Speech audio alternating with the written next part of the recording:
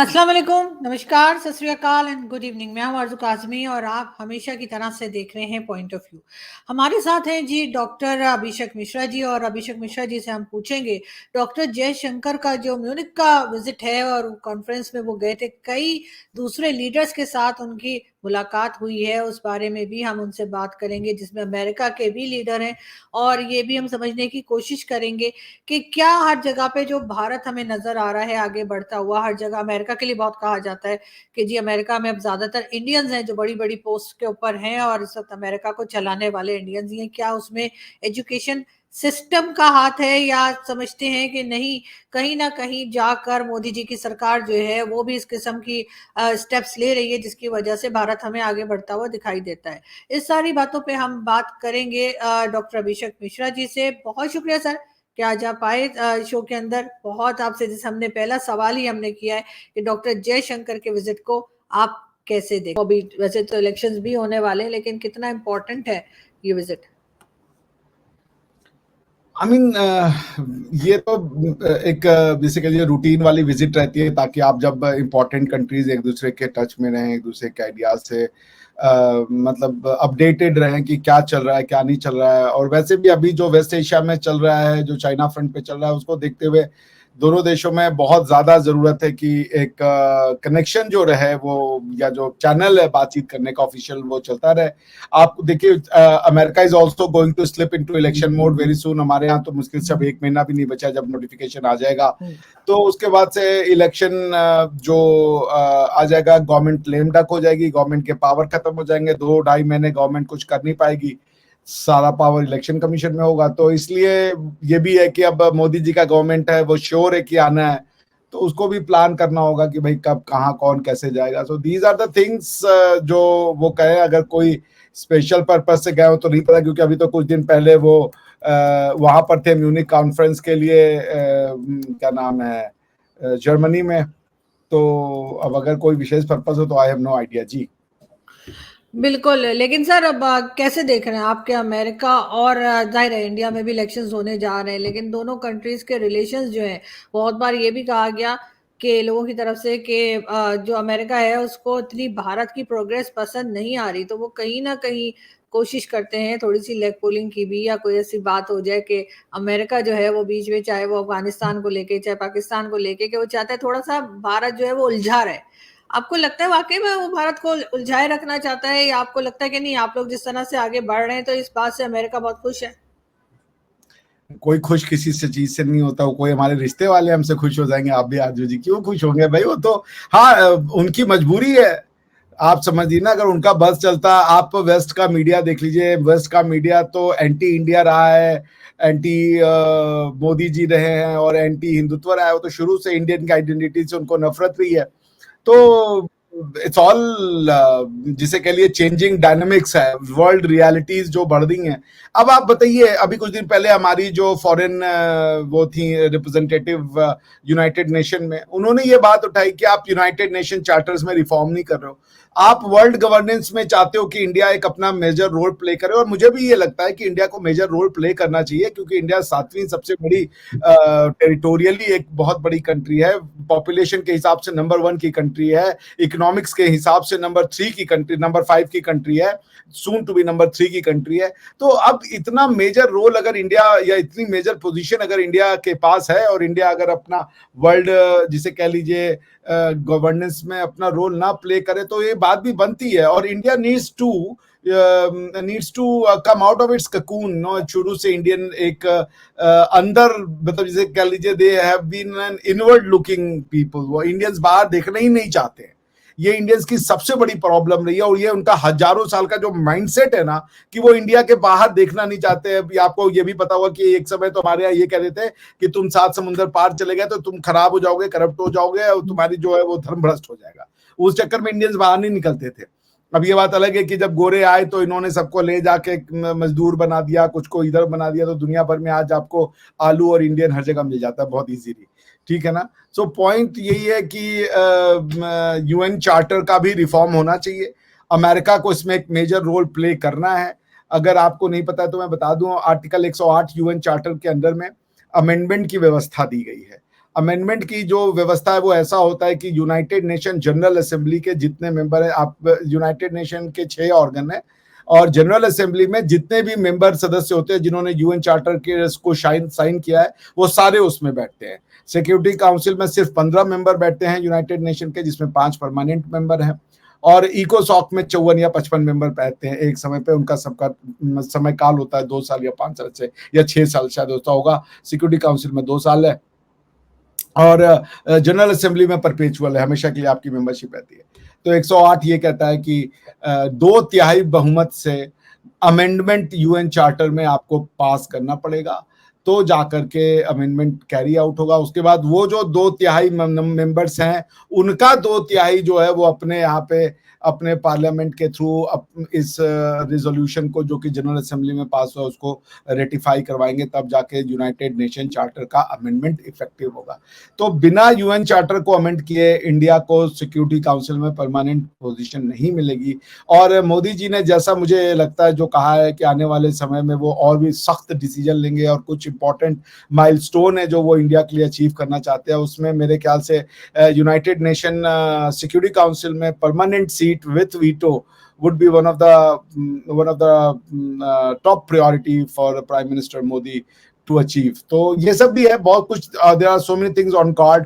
तो वो चाहते हैं कि यूएन का अमेंडमेंट हो और जितनी तेजी से हमारी और जितना फोर्सफुली हमारी जो यूएन रिप्रेजेंटेटिव है उन्होंने इस बात को बोला है, इसका मतलब है कि मोदी सरकार से प्रेशर जा रहा है कि अब इस मुद्दे को उठाने का सही टाइम आ चुका है। जी बिल्कुल ऐसा है, लेकिन सर बहुत से लोग जो अमेरिका में रहते हैं, चाहे वो पाकिस्तानी ही क्यों ना हो, जैसे साजिद तारड़ साहब है और कई लोग हैं, उनका कहना ये कि अमेरिका में हर जगह पे जो बड़ी पोस्ट हैं या कई जगह पे जो है वो इंडियंस आते जा रहे हैं और अमेरिकन खुद जो हैं वो कहीं पीछे रह गए हैं। उसमें जाहिर है उनका अपना ही कसूर है, चाहे वो एजुकेशन को लेकर हो, चाहे वहाँ पे वो बहुत ज़्यादा ड्रग्स यूज़ करने लगे, जो भी रीजन ले लीजिए।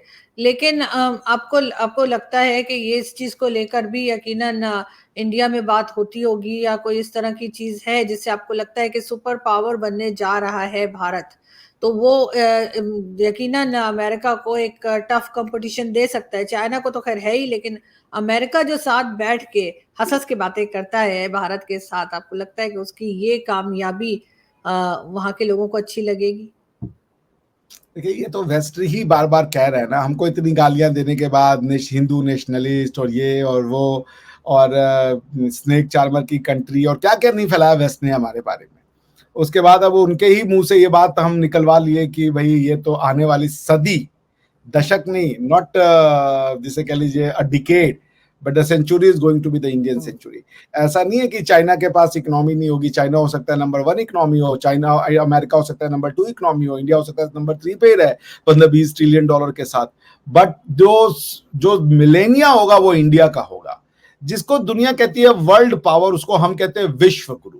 दुनिया जिस शक्ति को पावर फोर्स के रूप में देखती है, मिलिट्री स्ट्रेंथ के रूप में देखती है, इकोनॉमिक स्ट्रेंथ के रूप में देखती है, एज एन इंडियन हम उसको विजडम के स्ट्रेंथ में देखते हैं, नॉलेज के स्ट्रेंथ में देखते हैं। India has given the world knowledge. आज आप देख लीजिए जस्ट वॉर की थ्योरी हो, चाहे मतलब आप किसी भी क्षेत्र में जाएं, India was the Pioneer of the knowledge. जो लास्ट 1000 ईयर्स में जो हमारे ऊपर पहले कुछ इस्लामिक आक्रांता, फिर उसके बाद वेस्टर्न आक्रांता आकर के इन्होंने हमें हमारी उस जो पाथ ऑफ डेवलपमेंट था उससे हमें साइड ट्रैक कर दिया। हमारी मेंटल जो समझिए उसमें एक इंफीरियरिटी कॉम्प्लेक्स डाल दिया।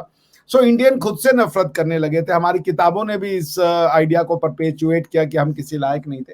बट जिसे कहते हैं ना कि जो सच्चाई होती है वो तो धरती का सीना फाड़ के बाहर आती है। तो इंडिया की जो मैन पावर है, जो ह्यूमन रिसोर्स है, वो क्यों एक्सेप्ट हो रही है दुनिया में? उसका रीजन ये है कि जो इंडियंस क्वालिफाइड होते हैं ना, वो सिर्फ नॉलेज ही नहीं रखते या स्किल ही नहीं रखते, वो रखते हैं लीडरशिप क्वालिटी। वो सबको साथ लेकर के चलने की क्षमता रखते हैं। ऐसा क्यों? क्योंकि वो किसी को, एक तो बहुत ज्यादा एग्रेसिव नहीं होते। आपको मोस्टली इंडियन डोसाइल मिलेंगे, पोलाइट मिलेंगे, बड़े सभ्य लोग मिलेंगे। ज्यादा वो नहीं कि एकदम आपका मुंह तोड़ दें, इस टाइप का एग्रेसिव स्टांस इंडियन कभी नहीं लेते और दैट इज बीन अप्रिशिएटेड। तो इसीलिए वो लीडरशिप रोल में इंडियंस को पसंद किया जा रहा है। आज इंडिया के जो बच्चे हैं या जो इंडिया का डायस्पोरा है, उसने दुनिया भर में प्रूव कर दिया अपने आप को चाहे वो पॉलिटिकल लीडरशिप हो, वो कॉर्पोरेट लीडरशिप हो। सर इंडियन मुस्लिम्स तो मुझे बड़े अग्रेसिव लगते हैं जब मैं उन्हें टॉक शोज में देखती हूँ, जब मैं उनके कोई स्टेटमेंट्स देखती हूँ या कोई वीडियो कोई वायरल हो जाती है सोशल मीडिया पे, तो इंडियन मुस्लिम्स तो मुझे काफी ऐसे लगते हैं कि अग्रेसिवली बात कर रहे होते हैं। नहीं वो ठीक है, वो देखिए इंडियन मुस्लिम में इंडियननेस सिर्फ ज्योग्राफी का है कि वो इंडिया में रहते हैं, वरना और कोई इंडियननेस नहीं, वो एक्सेप्ट ही नहीं करते ना। वो कहते हैं कि हमारे पुरखे, हमारा कल्चर कुछ और है, वो गंगा जमुनी तहजीब ढूंढ रहे हैं, मतलब पता नहीं कहां से दूसरी तहजीब इंडिया में कब आ गई। इस्लाम की कौन सी तहजीब है? तुर्कों की तहजीब है, अरबों की तहजीब है, पारसियों की, ईरानियों की तहजीब है? कौन सी ईरानी तहजीब? वो इस्लाम तहजीब है जो यहाँ पे गंगा जमुनी तहजीब बना लिया उन्होंने। तो वो एक कंस्ट्रक्टेड आइडिया में रहते हैं, but at the same time there are absolutely wonderful patriotic Indian, बहुत knowledgeable Indian है। आपको मैं तो कम से कम 20 नाम तो मैं गिना दूंगा, आप देख लें। उनको क्या नाम है, आरिफ मोहम्मद खान साहब हैं जो केरला के गवर्नर हैं अभी। उसके बाद आप देख लें, अब एपीजे अब्दुल कलाम साहब थे, मतलब यू कैन नेम देम। अभी वो फेस टू फेस चैनल चलाते हैं, आपके उस पे आ भी चुके हैं जी रिजवान साहब, डॉक्टर रिजवान सैयद साहब, वो है। तो I mean there is no dearth of such Indians who are very Indian. तो ठीक है, कुछ ऐसे लोग हैं जो अपने आप को इंडियन नहीं मानते, वो कहते हैं इंडियन के इंडिया के लोग हैं, वो गाय और गोबर का मूत पीने वाले लोग हैं, ये उनकी आइडेंटिटी है इंडिया को लेके। अब आप उसको क्या कीजिएगा? जो अपनी इतिहास को नकारना चाहता है तो उससे हम क्या बात कर सकते हैं। लेकिन ऐसा नहीं कि सारे इंडियन ऐसे हैं, सारे इंडियन मुस्लिम ऐसे हैं। There's a good number of Indian Muslims who are very polite, very educated, very जिसे आप कह लीजिए talented. एग्जैक्टली सर, खैर अच्छे बुरे लोग हर जगह होते हैं, मैं ये नहीं समझती कि हर कोई नेगेटिव ही बात कर रहा होगा। लेकिन सर आपका ताल्लुक क्योंकि एजुकेशन से भी है, आप पढ़ाते भी हैं, तो सर एजुकेशन सिस्टम कितना रिस्पॉन्सिबल है भारत के आगे बढ़ने में? क्योंकि हमारा पाकिस्तान का एजुकेशन सिस्टम पे हम बहुत क्रिटिसाइज करते हैं, वो काफी वीक है। देखिए Aarzoo ji, let me be very honest, दुनिया भर का एजुकेशन सिस्टम एक होता है। मैंने कम से कम 4-5 कंट्रीज में तो पढ़ाया ही है, यूरोप में भी पढ़ाया है, इंडिया में भी पढ़ाया है, सेंट्रल एशिया में भी पढ़ाया है ना। मैंने हैम्बर्ग यूनिवर्सिटी में पढ़ाया है, मैंने ब्रिटिश यूनिवर्सिटी डे मॉन्टफोर्ट में पढ़ाया है, मैंने इंडिया में पढ़ाया है। ये 3 कंट्रीज में तो मैंने बखूबी पढ़ाया है। तो मैं आपको एक बात बता सकता हूँ कि हर जगह का एजुकेशन सिस्टम वैसा ही है। हाँ, ये है कि ये बच्चे जो हैं हमारे यहाँ पे, वो बहुत टैलेंटेड इसलिए हो जाते हैं, या वेस्ट के बच्चे टैलेंटेड थोड़ा इसलिए हो जाते हैं, उनकी सोच पे कोई रिस्ट्रिक्शन नहीं होता। अब मैंने जो पाकिस्तान के बच्चों से बातचीत की है, वो बच्चे दिल के बहुत अच्छे हैं, ठीक है ना, प्रोग्रेसिव भी हैं, मगर मुझे बड़े दुख के साथ ये कहना पड़ता है कि उनसे बात करके मुझे लगता है कि ये बच्चे ग्रेजुएशन करके आए हैं, अच्छे कॉलेज और यूनिवर्सिटी से आए हैं, तो थोड़ा सा मुझे शॉक लगता है कि लेवल जो एजुकेशन का है वो यहाँ पे। आपको हमारे यहाँ भी मिलेंगे ऐसे डफर, इंडिया में भी मिलेंगे जो पढ़ के आए हुए बेसिक यूनिवर्सिटी से जानते कुछ नहीं है। कम होंगे मगर आपको हमारे यहाँ बहुत ज्यादा मिलेंगे। आप पत्थर भी मारेंगे तो जाके किसी ऐसी कोई लगेगा। आपके यहाँ पे मैं उनकी बात कर रहा हूँ जो बहुत टैलेंटेड है, जो मैंने देखा है जो बहुत टैलेंटेड है, उनसे बात करने के बाद आई हैव बीन शॉक्ड, क्योंकि वो नॉलेज के एक दायरे के बाहर जाना नहीं चाहते, वो नया कुछ एक्सप्लोर नहीं करना चाहते, वो एग्जिस्टिंग नॉलेज को ही दे आर बीटिंग अराउंड, जिसे कह लीजिए ना, उसी को they are flogging the dead horse वाली जो बात है। वो पता नहीं क्यों कुछ नया वेंचर नहीं करना चाहते, वो क्यों आई डोंट नो, क्रिटिकल नहीं होना चाहते, कुछ नया सोचना नहीं चाहते, I have no idea. But ये कि जानबूझ के मेरे ख्याल से बच्चों की जो शिक्षा है, उसका जो एजुकेशन का स्टैंडर्ड है, बहुत कम रखा गया है। बट बच्चे नेचर के अच्छे हैं, स्वभाव के सारे बच्चे अच्छे हैं। मैं जिन यूट्यूबर से बात करता हूँ, मुझे कई लोग कहते हैं कि आप पाकिस्तानियों से बात करते हो, हालांकि मैं तो आया ही इसलिए था क्योंकि मेरा पर्पस ही यही है कि मैं जितना एंगेज करूँ और जितनी सर ये भी अभी कुछ टाइम से शुरू हो गया है कि लोग निकल के कहते हैं कि आप पाकिस्तानियों से क्यों बात करते हैं, या पाकिस्तानियों को कहते हैं आप इंडियन से क्यों बात करते हैं। अभी कोई 6-8 महीने पहले तो इस किस्म की नफरतें या इस किस्म की चीजें मैंने नहीं देखी। तो हमेशा लोग बहुत बहुत ख्याल से आते थे, अभी भी आते हैं, बहुत रिस्पेक्ट के साथ लोग आते हैं, ज्वाइन करते हैं। या भी कुछ लोगों को अचानक से कुछ मेरे ख्याल से वो स्पॉन्सर्ड बॉट्स होते होंगे जिनका काम है आपको गाली दे के चले जाना। मैंने तो ये देखा कि मेरा वीडियो अपलोड नहीं होता उसके पहले ही गाली लिख देते हैं। मैं तो इस पे हैरान हो गया हूँ भाई। मैंने कहा भाई अपलोड जाने दे भैया, उसके बाद गाली बको। लेकिन ना, तो नहीं, मैं खुद मैंने कहती हूँ कि मैं खुद कहती हूँ सर, इतनी मेहनत ये गालियाँ देने में लगाते हैं, बुरा भला कहने में, लोगों को खिलाफ करने में, अगर उससे आधी मेहनत ये अपने काम में लगा लें तो शायद ये हमसे बेहतर काम कर पाए। हम तो अभी भी बहुत सी चीजों में इतने परफेक्ट नहीं है, ये तो अच्छी लेकिन चीज है, निंदक नियरे राखिए वाला हिसाब किताब है, अच्छी चीज है, करें, गालियां तो पढ़नी चाहिए। और मैं तो बड़ा अच्छा फील करता हूँ, जिसको जिसको गालियां पड़ती हैं वो उसने इतिहास रचा है, ये बात याद रखिएगा। मोदी जी को गालियां पड़ी, प्राइम मिनिस्टर बन गए, और लोगों को गालियां पड़ी, कोई संत बन गया, कोई महात्मा बन गया, कोई कुछ बन गया, गालियां किसको नहीं पड़ी है। तो गाली पढ़ने का मतलब है कि हम लोग सही डायरेक्शन में जा रहे हैं, तो वेलकम है, गाली is a very good thing. सिर्फ अच्छी बिल्कुल बातें हो ऐसा जाए है। तो थोड़ा नहीं, डर नहीं, लगने बिल्कुल लगता नहीं, आप बिल्कुल सही कह रहे हैं। वो खैर मुझे तो खैर डेली के हिसाब से पड़ती है, मेरा डेली का कोटा है। लेकिन है। वेलकम, मेरा भी है, मेरा भी है। मेरा भी है। आपका थोड़ा ज्यादा होगा क्योंकि आपकी सब्सक्रिप्शन ज्यादा है, मेरी व्यूअरशिप कम है, थोड़ा कम है, लेकिन है वही, मिलता मुझे भी अच्छा खासा है, मोटा मोटा से लोग कह के बिल्कुल जाते हैं। ऐसा ही है। लेकिन सर एक मैंने अगर मैं बांग्लादेश की, बल्कि बांग्लादेश भी नहीं, बंगालीज की बात करूं, चाहे वो भारत में रहते हो या कहीं भी, मैंने उनको बहुत इंटेलिजेंट पाया है। मेरे एक दो दोस्त भी हैं जो कि जिनका ताल्लुक बंगाल से है। और यकीनन मैं उनको देख के मैं सोचती हूँ कि काश इससे आधा माइंड भी मेरे पास होता तो मैंने तो पता नहीं क्या कर लेना था। सर क्यों इतने इंटेलिजेंट कैसे होते हैं वो लोग नहीं, पढ़ाई देखिए, में? इंटेलिजेंट कहीं भी इंसान कोई मिट्टी का या किसी रीजन का नहीं मोहताज होता है इंटेलिजेंट होने के लिए। इंटेलिजेंस आपको युगांडा, यूथोपिया से लेकर के ब्राजील, कंबोडिया, कहीं भी मिल सकता है, Pakistan, India, Bangladesh, China, Taiwan, Japan, you name it.